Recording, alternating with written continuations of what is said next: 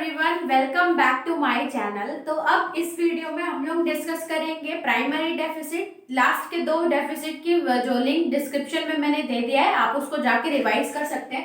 Primary deficit बहुत ही easy है। Primary deficit ये बोलता है कि कुछ जो बोरोइंग्स गवर्नमेंट करती है वो जनरली जो हमने अभी तक लोन्स बोरो कर चुके हैं उसका इंटरेस्ट पेमेंट के लिए करती है।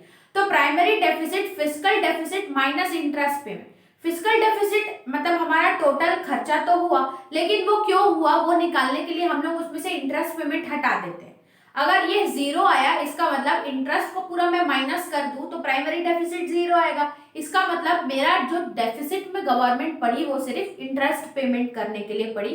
ये बताता है हमारा प्राइमरी डेफिसिट। तो देखते हैं थ्योरेटिकली क्या बोलता है। Refers to the difference between fiscal deficit and the current year का fiscal deficit and interest payment. कितना मेरा फिस्कल डेफिसिट है और इंटरेस्ट पेमेंट दोनों का बीच में डिफरेंस। अगर डिफरेंस जीरो होगा इसका मतलब इंटरेस्ट पेमेंट के कारण ही फिस्कल डेफिसिट आया। प्रीवियस बोरोइंग्स, इंटरेस्ट पेमेंट जो भी हमने अभी प्रीवियस बोरोइंग्स उसमें इंटरेस्ट पेमेंट कर रहे हैं। फॉर्मूला या तो आप डेफिनेशन याद करो या formula primary deficit equals to fiscal deficit minus interest payment. ठीक है, तो कुछ बोरोइंग्स हम लोग जो डेफिसिट गवर्नमेंट जाती है वो ऐसे ही नहीं चल जाती, वो इंटरेस्ट का भार इतना रहता है उसको पे करने के लिए वो और डेफिसिट में चले जाती है। ठीक है, तो ये जानने के लिए हेल्प करता है हमारा प्राइमरी डेफिसिट। इसका इम्प्लीकेशंस क्या हो सकता है। इम्प्लीकेशंस मैंने बताया कि लास्ट बहुत सालों से बोरोइंग बहुत ज्यादा बढ़ गई है और इंटरेस्ट पेमेंट का भी रेट इंक्रीज होते जा रहा है। इसका इम्प्लीकेशन ये पड़ेगा कि हम लोग अगर दिखा गया कि हमारा प्राइमरी डेफिसिट एकदम लो है और जीरो आ रहा है, इसका मतलब गवर्नमेंट अगर बोरो कर रही है, एक्सेस डेफिसिट में जा रही है, जो डेफिसिट में जाने का रीजन ही सिर्फ इंटरेस्ट पेमेंट से जो बोरोइंग पे दिया जा रहा है। तो ये एक इम्प्लीकेशन है कि हमें ये पता चल जाएगा कि जो बोरोइंग्स है इंटरेस्ट पेमेंट है वो ही हमारा फिस्कल डेफिसिट का कारण बन रहा है।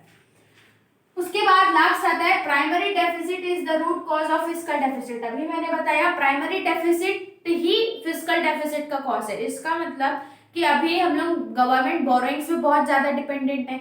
जितना गवर्नमेंट बोरोइंग्स पे डिपेंडेंट है और इंटरेस्ट रेट दिन ब दिन बढ़ते जा रहा है।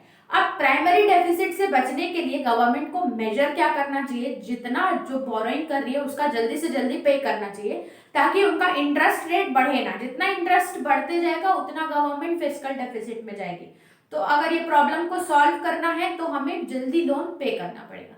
तो इसी तरीके से हमारा गवर्नमेंट बजट चैप्टर खत्म होता है इस सीरीज में। आई होप आपको सारे चैप्टर्स के पूरे टॉपिक्स इस चैप्टर के समझ आए होंगे। अगर समझ आया हो तो don't forget to subscribe the channel.